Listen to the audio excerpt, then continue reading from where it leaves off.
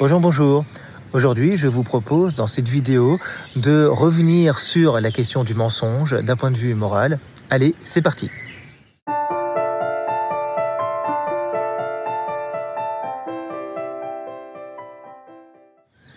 Si on suit Kant, il n'est pas moral de mentir. Quelle que soit la circonstance, quelles que soient les raisons, quelles que soient les motivations, quelle que soit l'intention. Et parmi les intentions qui reviennent régulièrement, quand j'en discute avec mes élèves ou avec mes étudiants, il y a celle-ci qui est très très forte et qui consiste à finalement se donner bonne conscience pour mentir. Mentir pour protéger un proche, pour protéger quelqu'un que l'on aime. J'aimerais, pour explorer ce problème, me poser la question, est-ce que vraiment on protège quelqu'un en lui mentant ? Déjà pour commencer, est-ce qu'on peut protéger quelqu'un ? C'est la question la plus élémentaire. Alors évidemment, vous allez me dire sans doute que, oui, si un ami, s'il y a une terrible nouvelle, dont je suis le détenteur, que lui l'ignore, je porte la responsabilité de lui présenter cette nouvelle-là, la vérité, je risque de le rendre malheureux.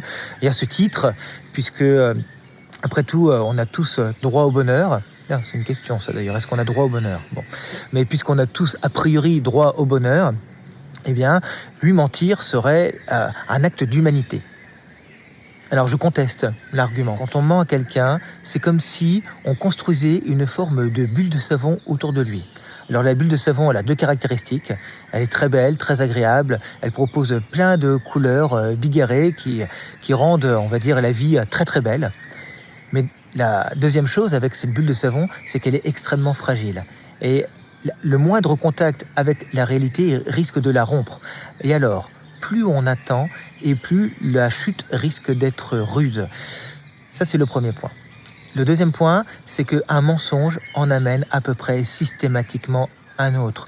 Je dirais même qu'il y a une forme d'addiction dans le mensonge, puisqu'une fois qu'on a menti, il faut un nouveau mensonge pour protéger le premier, et puis un troisième pour protéger les deux précédents, et ainsi de suite.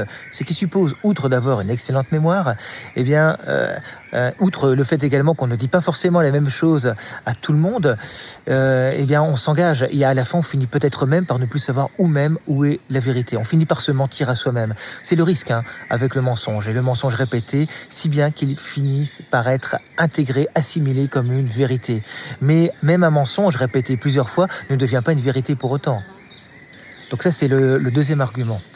Et enfin, le troisième argument, je trouve qu'il y a une grande prétention de déterminer à la place de l'autre où est son intérêt. Car oui, protéger quelqu'un, c'est protéger son intérêt, en quelque sorte, malgré lui. Et je trouve ça très prétentieux, et je trouve ça très, même dangereux également, de dire, je vais te protéger en quelque sorte malgré toi, à ton corps défendant, et je vais te présenter les choses comme j'estime devoir te les présenter.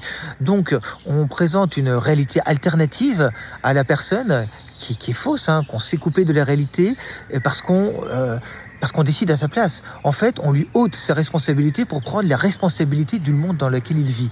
Et en cela, effectivement, je crois qu'on manque de respect à la personne en question. Merci pour avoir regardé cette vidéo jusqu'au bout.